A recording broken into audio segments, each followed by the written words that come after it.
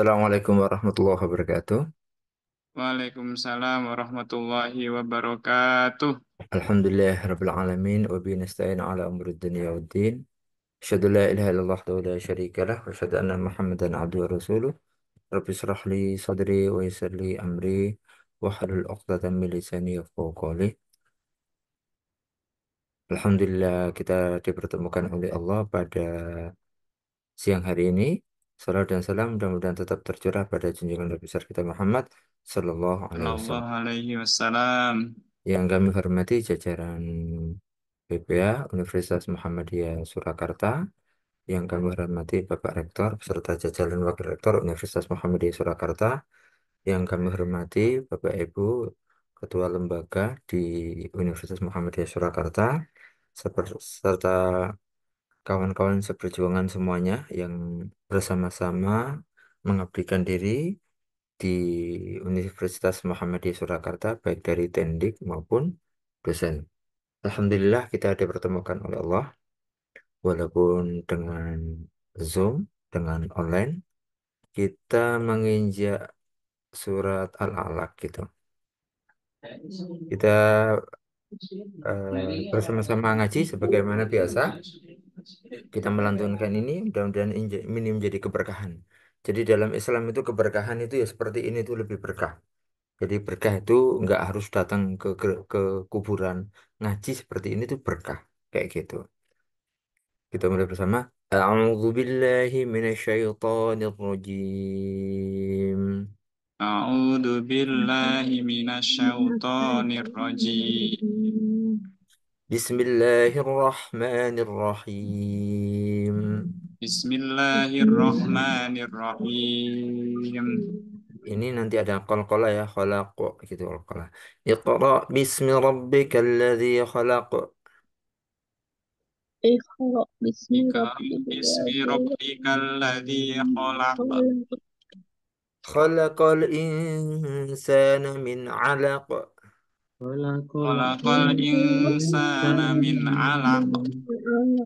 Iqra wa rabbukal akram. Iqra wa اقرأ rabbukal وربك akram. الأكرم. Yang ikut ngaji saya doakan rezekinya lancar. Amin, amin ya rabbal alamin. آمين آمين Alladzi 'allama bil qalam. Alladzi الذي 'allama bil علم qalam. بالقلم Ain. 'Alla- 'Allamal insana ma lam ya'lam. 'Allamal علم insana ma lam الإنسان ما ya'lam. لم يعلم Kalla innal insana laytagha. Kalla كلا innal إن insana layatgha. Ar-ra'ahu istaghna. Ar-ra'ahu istaghna. Inna ila rabbika ruj'a. Bikar ruj'a. Inna ila rabbika ruj'a. Ila rabbikar ruj'a. Eh, saya bagi sampai situ dulu karena ayatnya panjang. Kalau dibahas ini nanti sampai asar ini nggak jadi ngajar panjenengan nanti. Jadi saya bagi dua nanti pembahasannya. Jadi surat ini surat Makkiyah ayat 1 sampai 5 sampai Allamal insana ma lam ya'lam sampai di situ adalah ayat yang pertama kali turun. Jadi saya tegaskan itu ayat yang pertama kali turun. Sedangkan wahyu yang pertama turun itu bukan itu. Ini kadang-kadang kita apa itu namanya kelupaan bahwa wahyu yang pertama turun itu adalah ru'ya as-shadiqah, mimpi yang benar.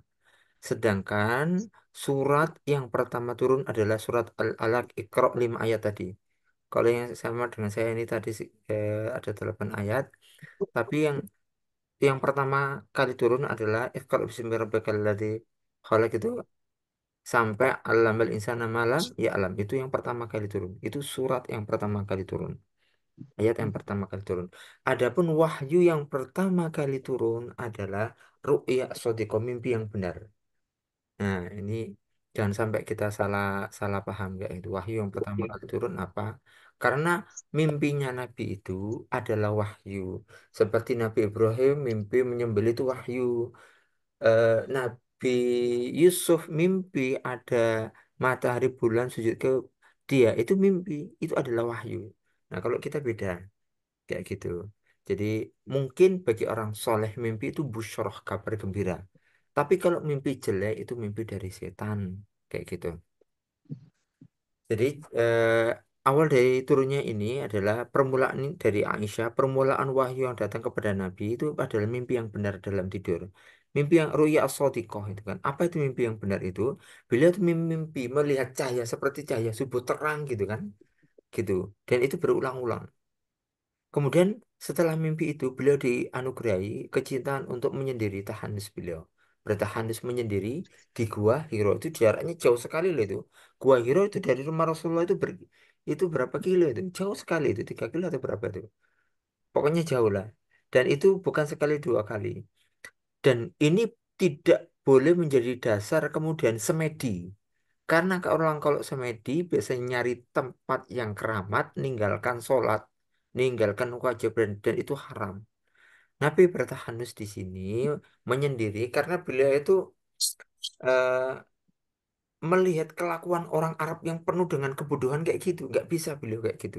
Nah, kemudian beliau bermimpi. Nah, setelah bermimpi itu beliau dibimbing oleh Allah untuk menyendiri di Gua Hiro. Kemudian di Gua Hiro inilah beliau mendapatkan mimpi gitu. Mimpi dan Khadijah itu selalu yang mendukung. Di balik orang yang sukses itu ada istri yang mendukung. Khadijah itu selalu mendukung dan mempersiapkan perbekalan. Bahkan dalam riwayat Khadijah itu pernah mengantarkan bekal itu ke atas. Berarti Ibu Khadijah itu di usia sepuhnya itu luar biasa beliau itu. Ibu Khadijah itu. Di usia kisaran berapa ya? Mungkin kisaran Rasulullah 40, sekitar 25, 60-an lebih. Terus situ Khadijah itu masih sanggup, masih kuat gitu. Berarti fisiknya beliau itu bagus. Nah, disinilah beliau menerima ikro gitu kan ya, bacalah gitu. Kemudian ini kalau kita jelaskan panjang sekali, tapi Rasul kemudian ma ana biqori, bacalah. Kemudian ma ana biqori, Rasulullah dalam meriwayatkan bacalah. Rasul tidak mengatakan saya baca apa, tapi Rasul mengatakan saya tidak bisa membaca. Rasul tidak bertanya membaca apa kayak itu, tapi Rasulullah eh, mengatakan saya tidak bisa membaca seperti kayak gitu. Nah, riwayat ini penjelasannya tentang ini luar biasa panjangnya kayak gitu. Nah, hingga kemudian Rasulullah itu diajak kepada Warokoh bin Nufail, ini termasuk masih saudaranya dari Khadijah. Ini ahlu kitab yang percaya di agama Nasrani. Dia ahlu kitab yang mempercayai Allah itu Esa dan mempercayai akan ada nabi. Dan ternyata nabi itu ternyata masih eh, saudara, yakni istri dari keponakan atau saudara eh, dari Khadijah, saudara agak jauh seperti kayak gitu. Kemudian saya mulai dari Iqra.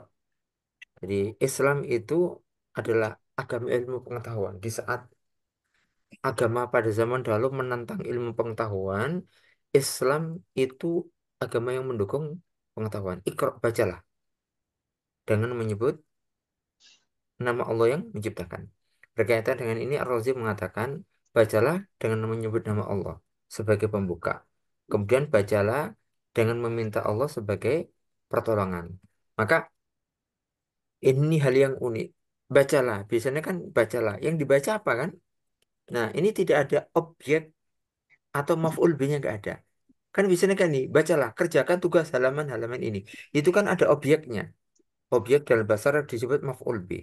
Kaidahnya, kalau ada perintah, tidak ada maf'ul bih, tidak ada objeknya. Berarti itu umum. Iqra, bacalah. Apa yang dibaca? Nggak dijelaskan.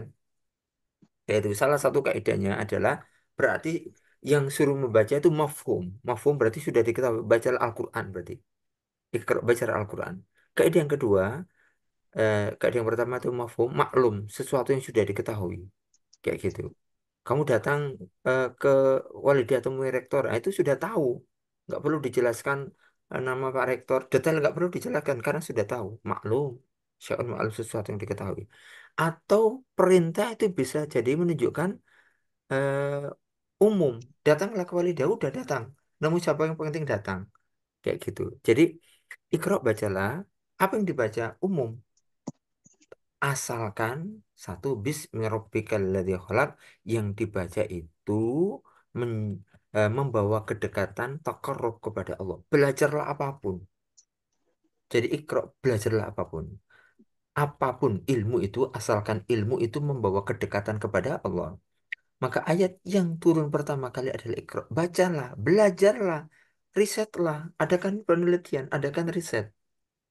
Nah, ayat yang turun itu dalam Islam itu bukan sholatlah, puasalah, solu, bukan soli, bukan sum, bukan puasalah. Tapi yang pertama turun adalah belajarlah, gitu. Kenapa? Karena beribadah tanpa dasar ilmu itu menimbulkan kesesatan, gitu. Dan di dunia ini tanpa adanya ilmu, pengetahuan, maka akan menemui kesengsaraan. Orang yang hidup tanpa ilmu akan mengalami kesengsaraan. Dan orang yang menuju akhirat tanpa dasar ilmu, maka memunculkan kesesatan, gitu. Jadi dasar apapun itu dengan ilmu. Kalau ibadah dasarnya Al-Quran hadis, kayak gitu. Tanpa adanya dasar ilmu, maka akan lahir kesesatan, kayak gitu. Maka mengilmui diri dengan ilmu adalah hal yang pertama kali yang harus dilakukan sebelum melakukan apapun. Jadi Nabi Adam itu sebelum diturunkan ke bumi itu wa'allama Adam al-asma'a kullaha. Allah memberi bekal kepada Nabi Adam itu dengan ilmu. Gitu. Di antaranya semua ardham alal malaikat faqul anbi'uni bi asma'i haula in kuntum shadiqin itu kan. Ketika kemudian diuji itu kan artinya wa'allama Adam al-asma. Allah mengajari ilmu kepada Nabi Adam. Jadi ilmu itu adalah identitas Islam. Ilmu adalah identitas peradaban dan identitas kemajuan Islam. Ketika ilmu itu tidak ditempatkan pada tempatnya, maka adalah kehancuran. Selama guru, dosen, ustadz, atau siapapun yang bergerak dalam pengajaran itu tidak mendapatkan hak dan kehormatannya, maka umat Islam akan jauh dari peradaban. Umat Islam itu ketika mendudukkan ilmu pada kedudukannya, maka yang hadir adalah kemuliaan. Saya kasih contoh. Khalifah Harun ar-Rasyid itu adalah khalifah yang sangat cinta sama ilmu. Beliau itu khalifah yang ketika itu pengajian itu duduk dengan rakyatnya biasa mendengarkan gurunya yang bernama Imam Malik. Itu gurunya duduk di podium kayak gitu, duduk di mimbar kayak gitu, memberikan pengajaran ilmu. Harun ar-Rasyid duduk gitu. Begitu juga anak-anaknya itu disekolahkan suruh belajar ke Harun ar-Rasyid. Dulu dia sempat mengundang Imam Malik untuk mengajari anaknya. Kemudian dikatakan ilmu itu didatangi, bukan mendatangi. Maksudnya hormatilah ilmu, kayak gitu. Maka sama juga ilmu itu tidak bisa dibangun, maaf, iman itu tidak bisa dibangun tanpa dasar ilmu. Ketakwaan tidak akan pernah terwujud tanpa adanya ilmu. Mengurus dunia pun membutuhkan ilmu. Pun begitu juga dengan akhirat, apalagi ke akhirat. Maka Rasulullah itu ketika turun ini, itu Rasulullah mengajak, memberikan pemahaman ilmu secara bertahap ke beberapa. Pertama, memberikan ilmu kepada ilmu tentang keimanan, tentang ketauhidan, memperkenalkan Allah, memperkenalkan ajaran Islam ke Khadijah, kemudian ke Ali, ke keluarganya dulu beliau, ke Fatimah, anak-anaknya dulu. Kemudian setelah itu ke sahabatnya Abu Bakar. Kemudian bertahap-bertahap sampai kemudian di rumahnya Arkom. Nah, ketika di Mekah, Arkom ini menjadi simbol pembelajaran. Bagaimana Rasulullah itu mengajari sahabat, yaitu murid-muridnya itu tentang keilmuan, yaitu tentang keimanan, ilmu yang dibahas di Mekah. Ketika di Madinah, Masjid Nabawi itu menjadi pusat pembelajaran semua disiplin. Kalau di Mekah itu cuman keimanan, kalau di Madinah itu tentang keimanan, hukum, sosial dan lain sebagainya. Komplit di situ. Dari sinilah kemudian muncullah pembelajaran yang menjadi identitas Islam. Hingga dibangunlah sekolah universitas di berbagai penjuru dunia. Islam tidak akan pernah bisa dilepaskan dari ilmu. Begitu umat Islam itu lepas dari ilmu, yang ada adalah kehancuran. Jadi ilmu yang pertama kali wajib diperkenalkan adalah ilmu tentang ketauhidan. Memperkenalkan Allah itu siapa?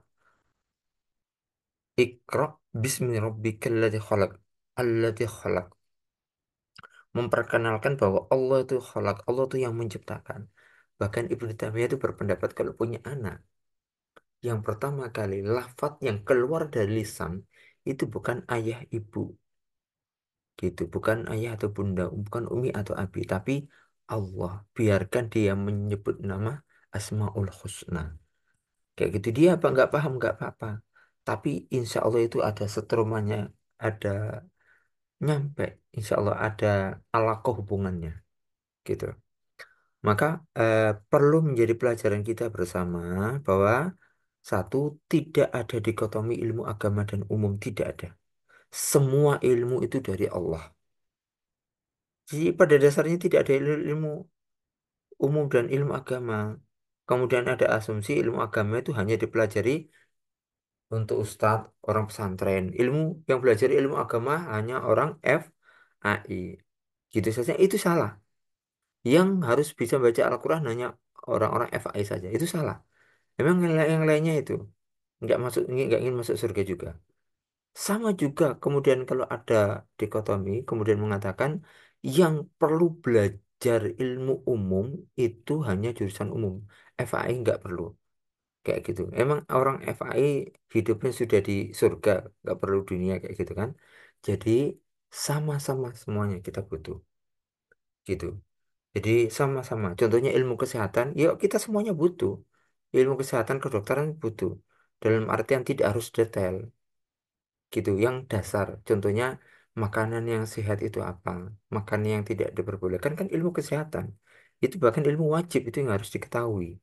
Nggak harus, Bang belajar itu nggak harus dokter saja. Semua dari kita tuh perlu. Kayak gitu. Membaca Al-Quran itu semua. Mau kuliah jurusan apapun harus bisa. Seperti itu kurang lebihnya. Jadi eh, jangan sampai ada dikotomi bahwa yang perlu belajar ilmu agama aja hanya di pesantren saja. Nggak boleh, karena semua ilmu itu dari Allah. Yang kedua, Islam mundur karena tidak menguasai ilmu.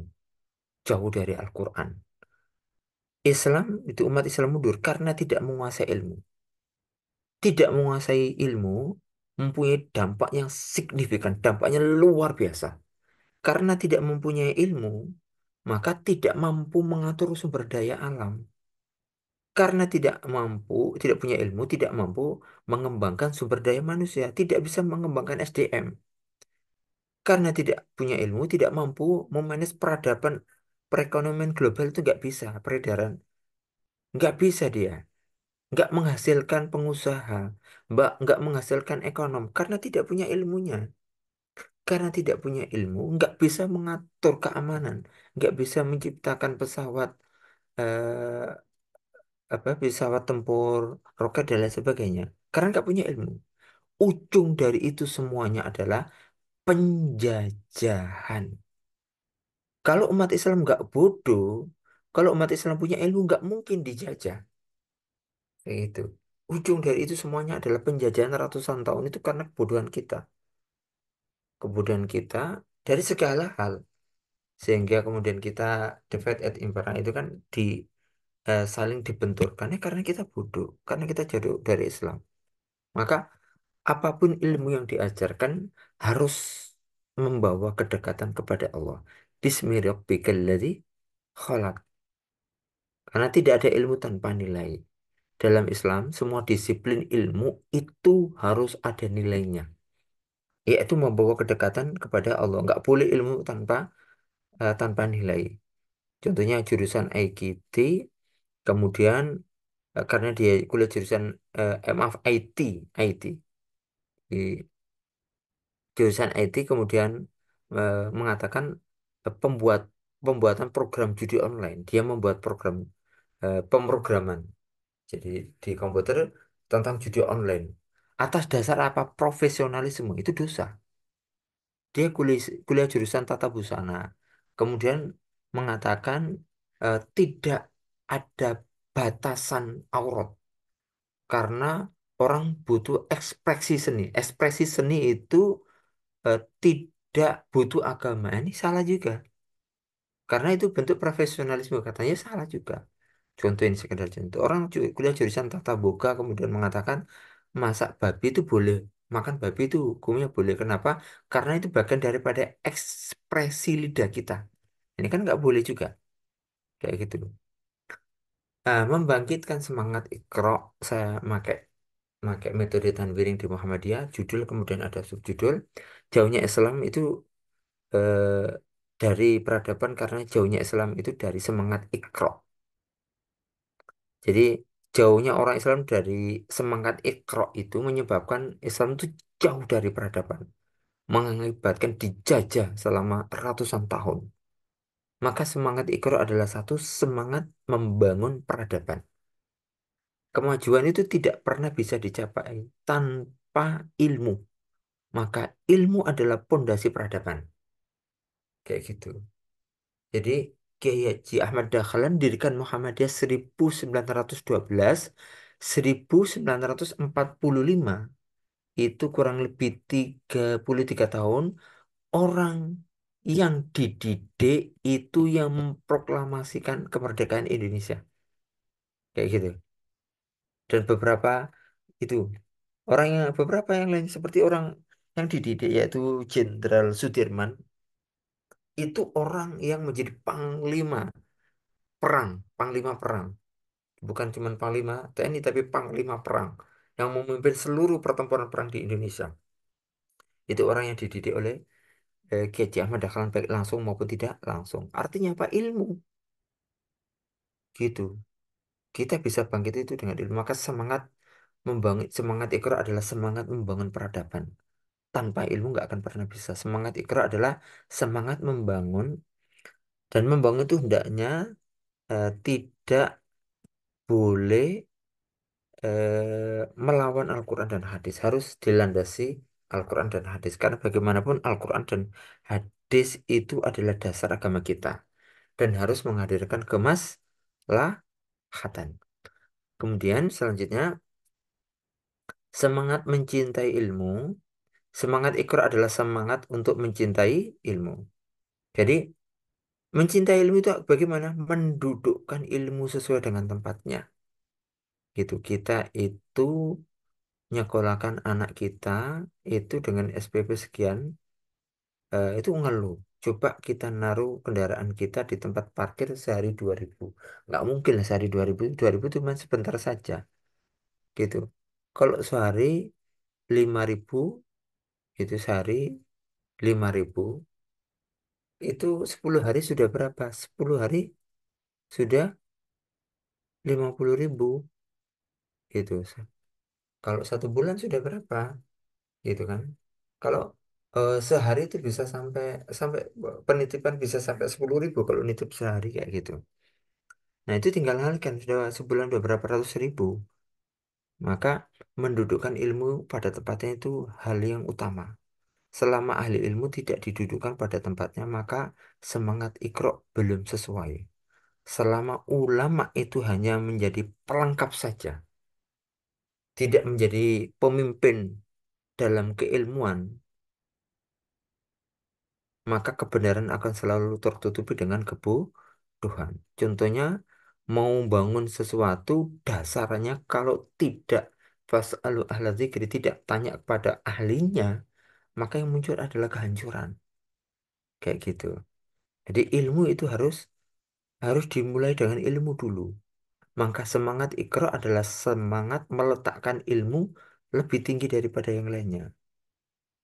Contohnya tadi melakukan pembangunan itu ada dasar ilmu, mengembangkan SDM atau dasar ilmu. Maka man arada dunya fa'alaihi bil ilmi ini bukan hadis, tapi nasihat dan nasihatnya ini saya rasa sesuai itu. Man arada dunya fa'alaihi bil ilmi wa man arada al akhirah fa'alaihi bil ilmi. Barang siapa yang menginginkan dunia, maka dengan ilmu. Barang siapa yang menginginkan akhirat, maka dengan ilmu juga. Kayak gitu. Ini bukan nasihat, tapi di Manaqib As-Safi yang ditulis oleh Ar-Razi. Ar-Razi. Khalaqal insana min alaq.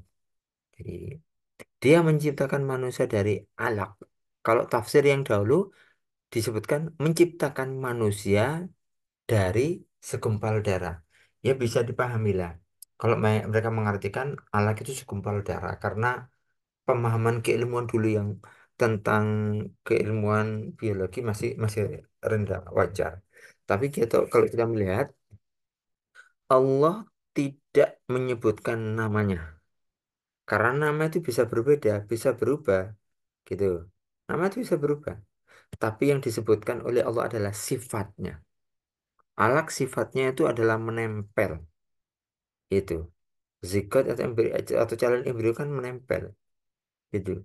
Jadi sifat alak ini adalah berkembang dengan menempel di dinding rahim. Jadi dia sebenarnya itu proses setelah bertemunya nutfah air mani dengan sel telur tadi, kemudian setelah adanya pembuahan itu menempel alak. Alak itu menempel di dinding rahim. Nah itu. Nah, kalau zaman dahulu menafsirkan sebagai segumpal darah itu kurang tepat.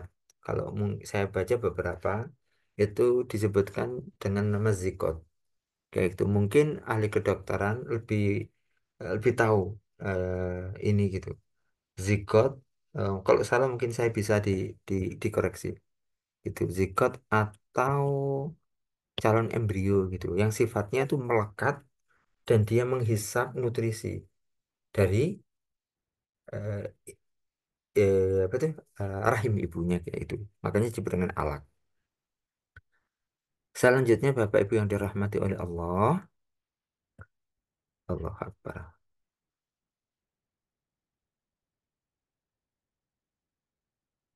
Berapa cepat. Ayat ini menggambarkan bahwa manusia penuh dengan kelemahan. Karena untuk hidup alak itu kan harus menempel. Rentan sekali dia itu kalau posisinya rentan rahim. Kalau alak itu posisinya rentan sekali. Dia lemah sekali dan untuk hidup harus menempel dan mengambil nutrisi dari rahim ibu. Makanya kita nggak boleh sombong. Gitu. Selanjutnya, Iqra wa rabbukal akram alladzi 'allama bil qalam 'allamal insana ma lam ya'lam. Bacalah. Itu. Apa yang dibaca tidak disebutkan. Pengulangan lagi. Kaidahnya kalau ada perintah atau apapun kemudian tidak ada maf'ul bihnya menunjukkan keluasan. Bacalah apapun itu. Kayak gitu. Warabbukal akram Tuhan engkau akram maha mulia. Alladzi 'allama bil qalam yang mengajarkan manusia itu dengan pena. Wa 'allamal insana ma lam ya'lam dan dia mengajarkan manusia apa-apa yang tidak diketahui. Maka eh, adanya pengulangan kata-kata ikra ini menunjukkan pentingnya perintah membaca, pentingnya perintah belajar, pentingnya perintah sekolah, pentingnya perintah kuliah, pentingnya perintah melakukan penelitian, pentingnya perintah melakukan riset dan lain sebagainya. Kenapa? Karena ilmu adalah dasar. Ilmu menjadi dasar untuk membangun keimanan. Ilmu menjadi dasar kita mengenal Allah, mengenal ketauhidan. Gitu. Ilmu menjadi dasar orang mengelola alam dan ilmu menjadi dasar pengembangan sumber daya manusia. Semua harus didasari dengan ilmu. Maka Iqra diulang. Iqra ayat yang pertama dan diulang. Karena begitu urgennya Iqra itu. Maka berkaitan dengan akram, Al-Kalbi menjelaskan bahwa Allah itu maha lembut. Allah maha sabar. Jadi Allah maha sabar atas ketidaktahuan hambanya, atas ketidaktahuan kita. Maka Allah itu tidak menyegerakan hukuman atas orang yang tidak tahu. Nah, ini adalah bentuk dari akromnya manusia, bentuk dari kemurahannya Allah kepada kita. Jadi, ketika ada orang belajar, contohnya anak kecil belajar salah, Allah tidak langsung menghukum. Ada orang kemudian dia melakukan kesalahan karena tidak tahu, Allah tidak menghukum. Itu bagian daripada akram. Allah tidak menyegerakan azab bagi orang yang tidak tahu. Itu bagian dari akram Allah. Dan dia mengajarkan kepada manusia apa-apa yang tidak diketahui dan memberikan kehormatan dan kemurahannya kepada orang yang punya ilmu. Jadi inilah derajat yang membuat Adam itu tinggi dan yang membedakan Adam dari malaikat.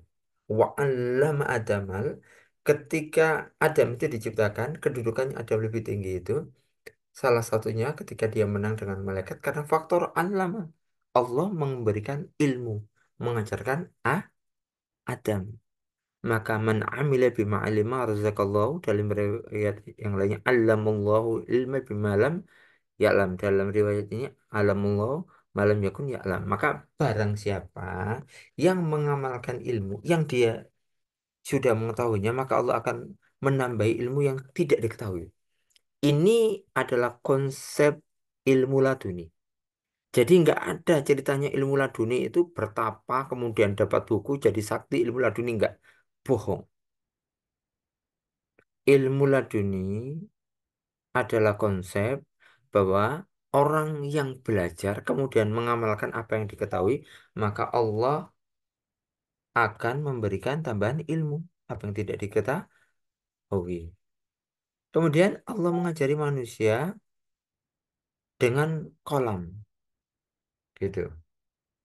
Allah mengajari pentingnya tulisan. Kenapa? Al-qalamu sayyadun yasidul ulum. Jadi eh, ilmu adalah apa itu namanya? Pemburu, gitu. Yang memburu ilmu. Maka hewan buruan itu kan mudah lepas. Maka cara untuk mengikatnya adalah dengan ilmu, dengan kitabah. Ini kurang lengkap ini harusnya nanti saya tambah, saya lengkapi. Jadi Allah mengajari ilmu. Ilmu adalah lambang dari peradaban. Melalui tulisan ilmu itu diikat. Melalui tulisan peradaban dan kemajuan bangsa itu bisa diukur dan bisa diukir, gitu. Tanpa adanya ilmu nggak bisa, tanpa adanya kolam nggak bisa. Maka pertama dimulai dari ilmu, yang selanjutnya adalah kolam. Orang menulis itu karena dia punya ilmu. Kalau dia tidak punya ilmu nggak mungkin dia menulis, gitu. Jadi itulah pentingnya orang belajar. Kemudian selanjutnya kalla innal insana layatgha ar-ra'ahu istaghna inna ila rabbika ruj'an. Kalla, tidak, jangan gitu. Sekali-kali tidak. Innal insana layatgha, sesungguhnya manusia itu melampaui batas. Dalam riwayat yang lain mengatakan surat ini turun berkenaan dengan Abu Jahal yang sifatnya tuh semena-mena melarang Nabi melakukan praktek sholat, ibadah sholat gitu. Nah, ini Abu Jahal. Abu Jahal ini namanya Abdullah Hakam. Orangnya itu pinter. Kemudian orangnya ini termasuk salah satu kandidat kepala suku lah ibaratnya. Dia itu berkorban mati-matian setiap ada orang haji itu dia melayani dengan harapan suatu saat dia menjadi kepala suku. Ternyata qadarullah ke- muncul Nabi Muhammad yang itu dianggap menjadi pesaing dia menguasai Mekah, kayak gitu. Dasarnya sepertinya itu saja, kayak gitu. Meskipun ayat ini seandainya diturunkan untuk Abu Jahal asbab nuzulnya, tapi ayat ini untuk kita semuanya saja, gitu. Untuk semuanya kita, kayak itu. Bukan karena sebab nuzulnya, tapi ayat ini lihat pada konteksnya adalah untuk semua kita. Maka Ketika manusia itu hidupnya sudah cukup kaya, dia jabatannya mentereng, hartanya itu bergelimang, muncul sikap togoh melampaui batas, gitu. Apa sifat togoh itu? Mudah meninggalkan kewajiban melampaui batas, mudah melanggar syariat larangan Allah, tidak ingat Allah lagi, tidak mau sholat lagi, itu togoh. Yang repot itu orang yang miskin tapi togoh, gitu. Udah miskin togoh lagi kan, gitu. Maka manusia itu nggak boleh kemudian togoh karena dia tidak ingat jati dirinya berasal dari alat zigot yang lemah, gitu, yang hanya menempel pada dinding. Orang yang lemah yaitu wanita, gitu. Maka Bapak Ibu yang dirahmati oleh Allah, sesungguhnya semua orang itu akan kembali kepada Allah. Kita itu akan dipanggil oleh Allah. Kita itu hanya permasalahan antrian saja. Kapan kita dipanggil oleh Allah itu saja masalahnya. Antrian itu saja. Kapan kita dipanggil oleh Allah itu kita nggak tahu. Maka dalam Al-Quran disebutkan inna ila rabbika rujuk. Sesungguhnya kamu akan kembali kepada Allah. Rujuk kita akan kembali kepada Allah. Jadi jangan sampai kekayaan yang ada pada kita membuat kemudian kita lupa untuk melaksanakan kewajiban kita kepada Allah. Jangan sampai amanah yang diamanatkan kepada kita itu membuat kita lupa bahwa itu semuanya itu dari Allah, gitu. Maka satu, Allah menyuruh manusia untuk belajar. Iqra, bacalah. Iqra, gitu kan? Allah menyuruh manusia untuk belajar, melakukan riset, bereksperimen, menelaah dan lain sebagainya. Kenapa? Karena hidup tanpa ilmu itu seperti orang yang bodoh, tidak memegang lampu atau obor di kegelapan malam. Ya pasti nggak akan selamat, kayak gitu. Pasti nggak akan selamat. Gitu. Maka ya surat yang pertama, kalimat yang pertama kali diturunkan adalah Iqra, belajarlah, bacalah, kayak gitu. Selanjutnya, Allah memuliakan ilmu. Kenapa? Karena ilmu itu dari Allah. Karena ilmu itu dari Allah, maka Allah memuliakan ilmu. Ilmu itu dari Allah. Maka barang siapa yang berilmu, dia akan mulia. Gitu. Orang Nasrani non-Muslim siapapun, dia punya ilmu, dia mendapatkan kemuliaan. Walaupun kemuliaannya cuma di dunia saja. Gitu. Eh, kita adalah kuntum khara umatin, kita adalah umat terbaik. Tapi kenapa dunia tidak Allah menyerahkan kepada kita? Karena Allah tahu kita tidak bisa memanage sumber daya alam. Karena Allah tahu bahwa selama ini kita bertengkar masalah kecil saja.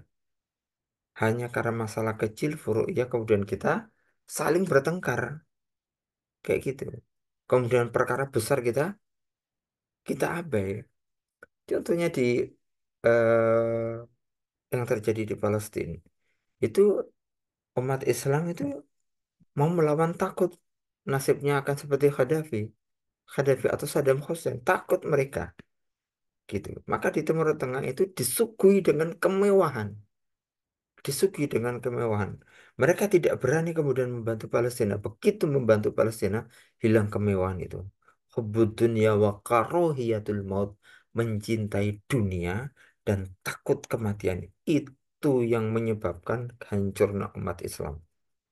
Para pemimpin itu hubbutin ya sebenarnya rakyatnya itu nggak setuju itu. Rakyatnya itu ingin membela Palestina, tapi pemimpinnya takut. Kalau mereka membela Palestina, nggak lama kemudian mereka akan digulingkan. Nasibnya akan seperti Gaddafi atau Saddam Hussein. Jadi cinta dunia, cinta jabatan, wakarohiyatul maut, takut mati. Itu yang menjadi penyebab hancurnya Islam. Dan itu semuanya dari ilmu. Rendahnya ilmu menyebabkan rendahnya iman. Kemudian orang yang melakukan sesuatu atas dasar ilmu, kemungkinan untuk selamat, kemungkinan untuk berhasil, itu jauh lebih besar daripada orang melakukan sesuatu tanpa dasar ilmu. Jadi ini pembelajaran bagi kita. Kita dijajah, ya Allah, lama sekali kita dijajah. Kita dijajah itu kurang lebih 350 tahun, walaupun beberapa tempat tidak sampai, ada yang tidak sampai 100 ya. Walaupun beberapa tempat enggak seperti itu, tapi pada dasarnya kita dijajah karena kita lemah gitu. Ilmu kita lemah gitu. Karena ilmu kita lemah, maka kita lebih mencintai dunia. Kenapa lebih mencintai dunia? Karena keimanan kita lemah. Keimanan lemah karena apa? Karena kita nggak punya ilmunya kayak gitu. Maka Bapak Ibu yang dirahmati oleh Allah, ibrah selanjutnya adalah jangan merasa sombong. Jadi pada dasarnya semuanya itu dari Allah. Kita hidup dari zikat yang sangat-sangat rapuh, yang menempel di dinding sangat-sangat rapuh gitu. Maka pada dasarnya manusia adalah makhluk yang sangat lemah, yang tak berdaya. Hanya saja ketika mereka istighna, hanya saja ketika mereka itu merasa berkecukupan, manusia itu timbul sikap takaburnya, timbul sifat togo, melampaui batas. Orang-orang dalam kisah itu melampaui batas itu togo itu ketika mereka pada puncak kekayaan dan kekuasaan. Firaun itu menentang ketika pada posisi dia punya kekayaan yang berlimpah dan punya jabatan yang mentereng.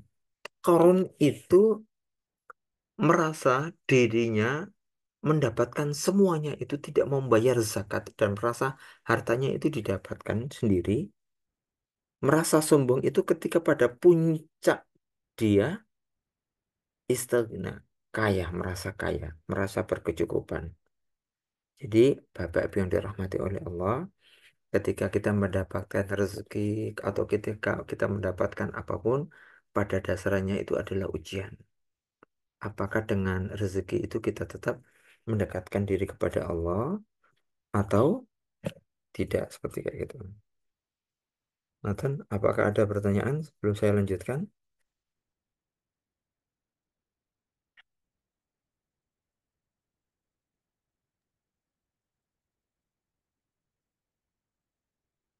Apakah ada pertanyaan? Terputus Ustaz suaranya. Suara saya terputus. Dari tadi terputus ya?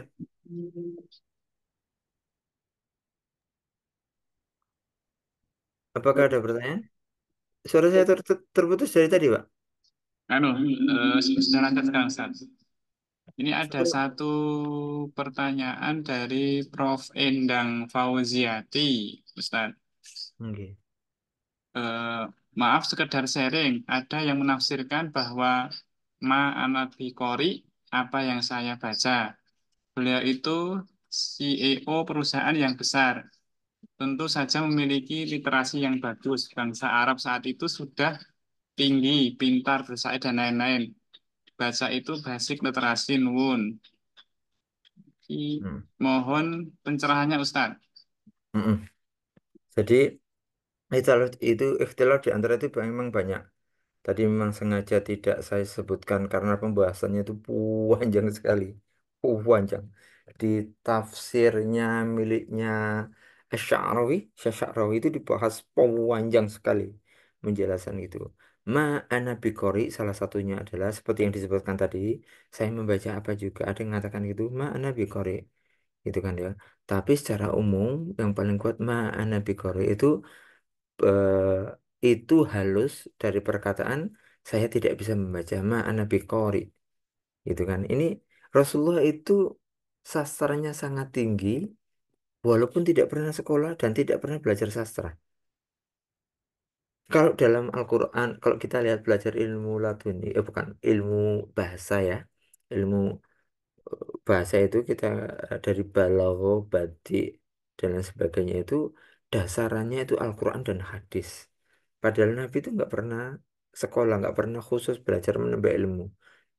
Tapi susunan redaksinya itu ma'ana biqari.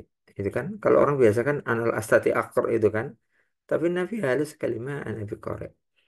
Itu juga yang mengatakan gini, bahwa Nabi Muhammad SAW ini menunjukkan kepada ketawaduan Nabi.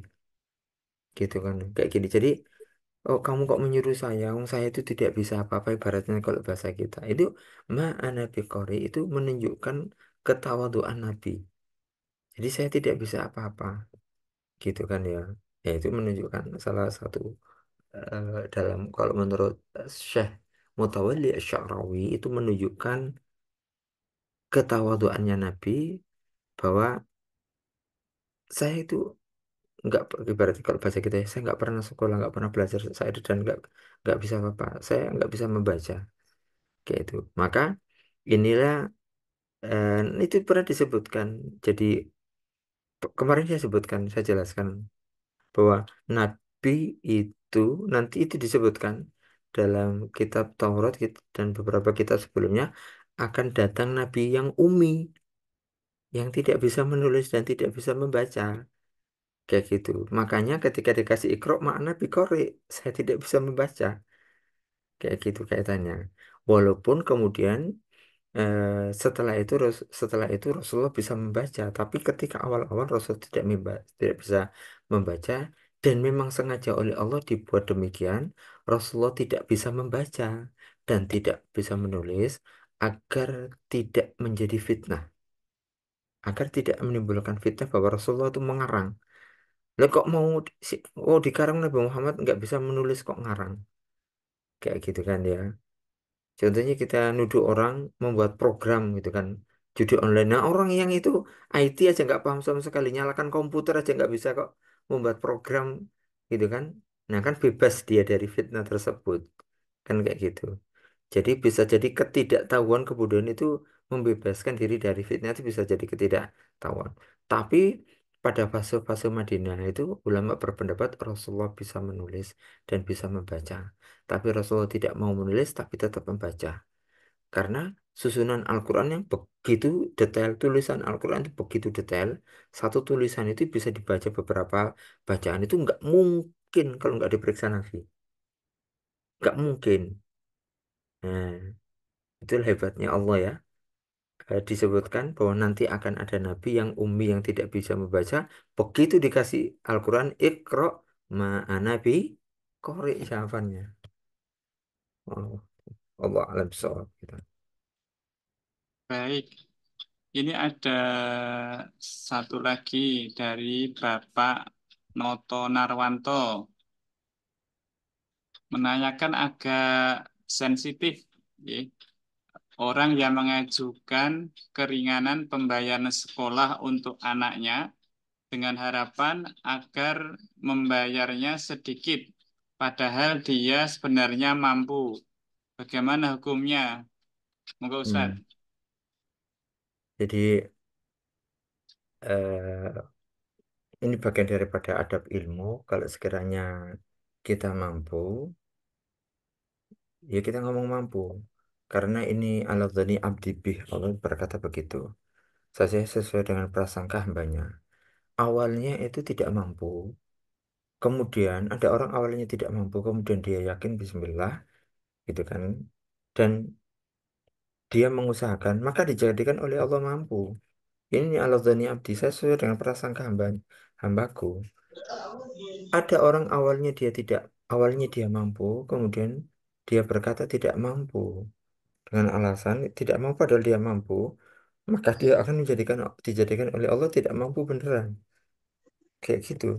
Jadi ini Allah dan atibi itu dan perkataan itu adalah bagian daripada doa, kayak gitu. Kalau kita didik anak kita, kemudian kita saya tidak mampu, ya tidak mampu beneran. Tapi kalau kita punya semangat juang, Bismillah akan saya carikan usaha itu Allah buka pintu. Allah buka gitu. Yap, wajib sutullah rezeki liman yasha. Allah akan bukan cuma membuka, yap itu tuh apa tuh menggelontorkan bahasanya itu, membuka lebar-lebar rezeki bagi yang mau mengambil. Tapi kalau sudah mau menutup tidak mampu, itu dikhawatirkan jadi tidak mampu beneran. Walaupun pada dasarnya adalah mampu gitu kan. Gitu.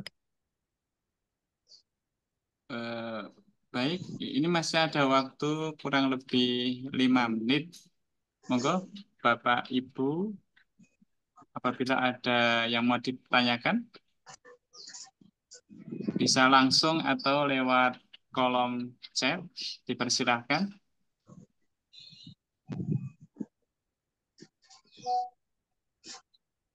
Kalau tidak ada ini Ustaz, Ya, sudah kalau jelas. ada sahabat itu, Bisa di closing Ustaz, monggo. oke.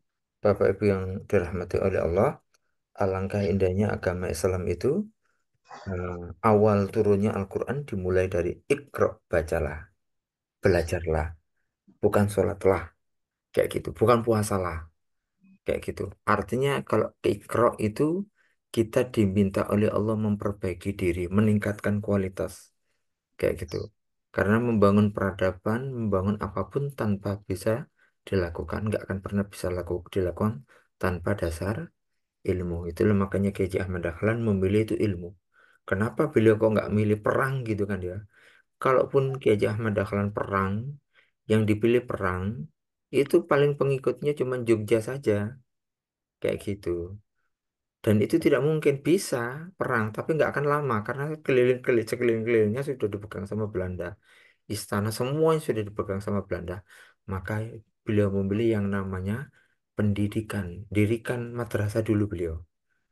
2011 dirikan madrasah, setelah itu 2011 atas perintah, maaf atas saran dari kawan-kawannya itu dibentuk menjadi sebuah organisasi yang namanya Muhammadiyah itu ilmu, kayak gitu. Kita nggak pernah ketemu dengan beliau, tapi pemikirannya sampai ke kita itu karena ilmu. Ajaran Nabi Muhammad itu sampai ke kita itu atas dasarnya apa? Ilmu, kayak gitu. Jadi apapun yang kita lakukan atas dasar ilmu. Bapak Ibu yang dirahmati oleh Allah, jangan pernah takjub dengan ibadah siapapun itu yang tidak ada dasar ilmunya. Kayak gitu. Saya kasih contoh. Ada tarian yang tarian sufi yang muter-muter-muter gitu kan, kita lihat luar biasa tuh herannya. Kayak gitu. Dan itu dianggap sebagai ibadah, bukan cuma sekedar pertunjukan seni saja. Kayak gitu. Tapi kalau kita lihat betul-betul, itu adalah warisan eh, dari orang dulu. Gitu. Dari orang dulu dari agama non-Muslim, atau ada orang mengadakan ritual ibadah yang sangat luar biasa kayak gitu. Tapi ritual ibadah itu tidak pernah dianjurkan dalam Islam, gitu. Haul itu tidak pernah diajarkan dalam Islam. Nabi tidak pernah mengajarkan. Kalau sekedar ngambil pendapat ulama pasti ada itu, tapi nggak pernah dilakukan oleh Rasulullah, sahabat, tapi nggak pernah dilakukan. Dan itu mengundang ribuan itu. Maka apapun yang dibangun tanpa dasar ilmu tidak akan menghasilkan yang namanya peradaban. Dampaknya ada, rame cuma sebentar. Setelah itu dampak untuk membangun peradaban Islam itu nggak ada. Maka apapun yang harus kita lakukan atas dasar ilmu. Nggak perlu kita, kemudian kita tuh gampang terpukau ada praktek ibadah yang tanpa dasar ilmu. Walaupun itu kelihatan wah gitu. Kalau tidak ada dasar ilmu, ya cuman begitu saja. Kalau tanpa ada dasar ilmu, kayak gitu. Bid'ah itu akan sangat digemari, gitu kan ya. Tapi akan mematikan yang wajib, gitu. Bapak Ibu yang dirahmati oleh Allah. Maka ikro, belajarlah. Jadi ilmu itu yang membedakan kita. Masya Allah, jangan kita tuh pernah mengalami dijajah itu akibat jauhnya kita dari ilmu. Ribuan tahun, jauhnya kita dari ilmu. Jadi untuk kembali ke itu semuanya, maka harus ilmu. Dan nggak boleh ada dikotomi. Kayak gitu. Jadi ada beberapa ilmu dasar yang wajib-wajib kita pelajari. Membaca Al-Quran itu ilmu dasar. Saya termasuk mengatakan berhitung yang dasar ya. Itu termasuk pelajaran dasar, pelajaran wajib. Membaca yang bahasa Indonesia karena kita di Indonesia. Baca Al-Quran juga umumnya wajib. Bahkan saya sampai berani mengatakan ilmu kesehatan yang dasar itu ilmu wajib, ilmu pokok yang harus dipelajari. Ilmu yang dasar, kedokteran atau kesehatan yang dasar. Contohnya makanan yang halal, makanan yang baik, makanan yang beracun yang harus dihindari. Orang kalau kecelakaan itu ini yang dilakukan itu kan dasar-dasar ya. Itu harus dipelajari gitu. Jadi seiring dengan perkembangan zaman, kita harus harus membuka umat Islam harus berani membuka diri. Kita ketinggalan jauhnya luar biasa kayak gitu dan tidak boleh ada dikotomi. Apapun ilmu itu dari Allah, nggak ada. Kita boleh ngambil ilmu itu dari orang Barat boleh, karena orang Barat itu dulu belajar dari umat Islam. Ketika Andalusia itu mengalami kejayaan, orang dari Prancis, dari Inggris itu belajar. Mereka itu waktu itu masih masih kumuh, masih kotor, nggak ada apa-apa. Mereka belajar di umat Islam dan itu gratis. Kayak gitu itu gratis. Begitu umat Islam itu meninggalkan ilmu hancur, maka Barat mengambil posisi. Gitu. Dunia ini akan diserahkan kepada orang yang punya ilmu, siapapun dia, Islam maupun non-Muslim. Kayak gitu. Maka jangan sampai kita sebagai umat yang terbaik, kita tidak menguasai dunia ini, tidak bisa mengatur dunia ini. Akibatnya diserahkan kepada orang lain. Alhamdulillah. Semoga kita selalu dalam naungan Allah. Demikian Bapak Ibu yang dirahmati oleh Allah. Mohon maaf bila ada kesalahan dan kekurangan. Assalamualaikum warahmatullahi wabarakatuh. Waalaikumsalam.